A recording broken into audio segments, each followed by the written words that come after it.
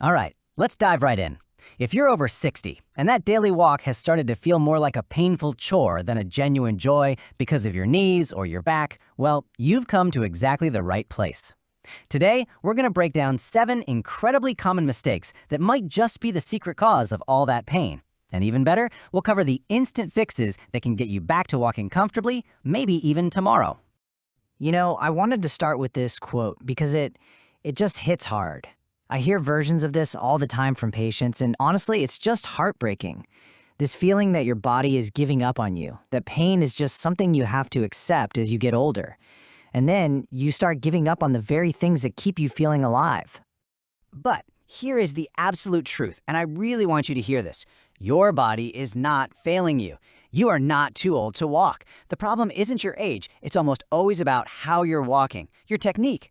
Look, walking is one of the best forms of medicine out there, but we've got to make sure we're taking it the right way. And that brings us to what I call the painful walking paradox. Think about it. Doctors tell us to walk for pretty much everything, right? But what they often forget to mention is that the wrong dose, meaning the wrong technique, can sometimes do more harm than good. So you might be wondering, okay, but why does my technique suddenly matter so much more now? Well, it's because after 60, our bodies start playing by a whole new set of rules. And understanding those rules is the absolute key to walking without pain. Think back to when you were 20. Your body could handle just about anything, right? It was so forgiving.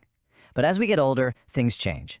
We naturally lose a little muscle mass, our tendons aren't quite as springy, and that lubricating fluid in our joints, it just doesn't replenish as fast. In short, our body's built-in shock absorbers have lost some of their bounce. Now, get ready for this because this number is wild. Let's talk about force. Every single time your foot hits the pavement, your body has to absorb a force that's 1.5 times your entire body weight. Now multiply that over thousands of steps on a single walk. That is a massive load. So the big question is, where does all that force go? Well, this is where you have a choice. With good form, your strong leg and core muscles act like a perfect sponge, soaking up all that impact. But with bad form, that force completely bypasses the muscles and slams, step after step, directly into your knee joints, your hips, and your lower back. And that is where the pain comes from. Okay, so now that we get the why, let's get to the how. This is the good part. We're going to walk through the 7 biggest mistakes people make, and more importantly, the super simple adjustments you can make on your very next walk. First up, a real classic. You step outside, feeling motivated, you hit start on your watch, and boom, you're off at your brisk pace. It feels productive, right? But what you're actually doing is sending a shockwave through your system. It's just like trying to rev a cold car engine to 60 miles an hour in 1 second. You're forcing cold muscles and stiff joints to perform under a ton of stress. The fix is beautifully simple. It's the 3 to 5 minute rule. Just start every single walk with a few minutes at a slow, leisurely pace. Just stroll. This gentle movement is a signal to your body to start producing that lubricating joint fluid and get blood flowing to your muscles. Then, after 3 to 5 minutes, you can smoothly ramp up to your faster pace. You'll feel a world of difference. Mistake number 2 is the slumped posture. You know what I'm talking about? You see it everywhere. People walking while looking straight down at the ground in front of them. And I get it, you're trying not to trip. But here's the problem. Your head weighs about 10 to 12 pounds, and for every single inch it drifts forward, the strain on your neck and upper back can double or even triple. The instant fix for this is a wonderful little mind trick.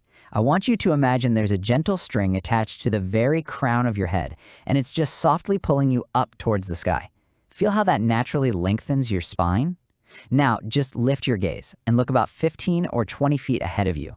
Trust me, your peripheral vision is more than enough to spot any cracks, and this posture opens your chest so you can breathe so much better. Okay, let's talk about gear. Mistake number 3 is using the wrong, or more often than not, just plain worn-out shoes. A shoe can look perfectly fine on the outside, but the most important part is the hidden foam cushioning on the inside. Over hundreds of miles, that foam gets compressed and just dies.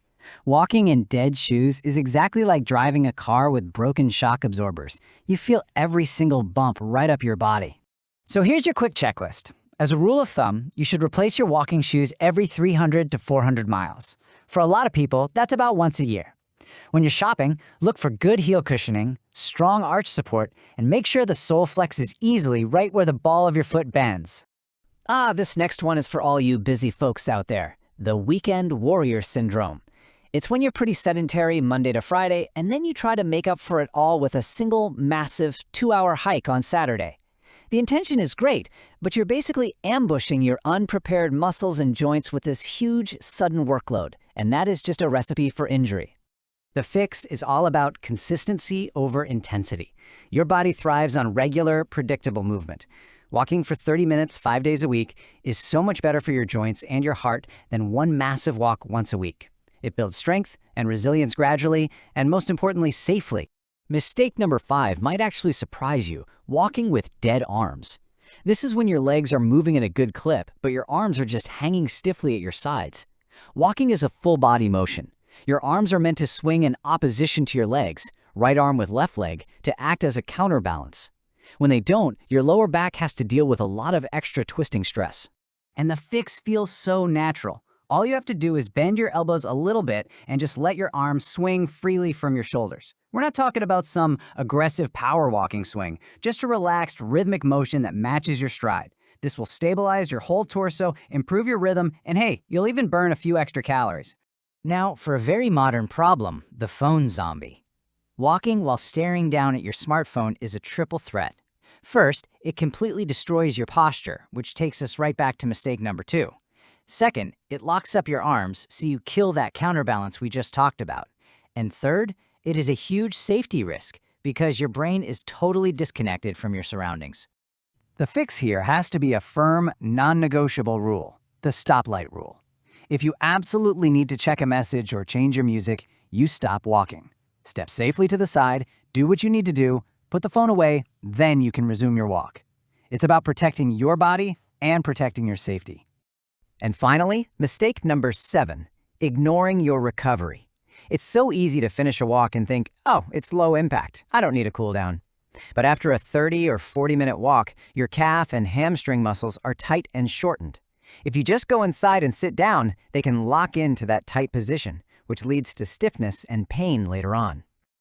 The fix takes less than 2 minutes. I call it the 2-minute reset. As soon as you get home, drink a big glass of water to rehydrate. Then just take 30 seconds on each leg to do a simple calf stretch against a wall and a gentle hamstring stretch. It's a signal to your muscles that the work is done and it's time to go back to their normal, relaxed length. It's a game changer.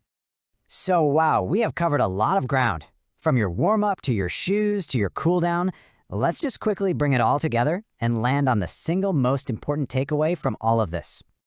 And this is the whole point right here. The crucial thing to remember is that small adjustments lead to big relief.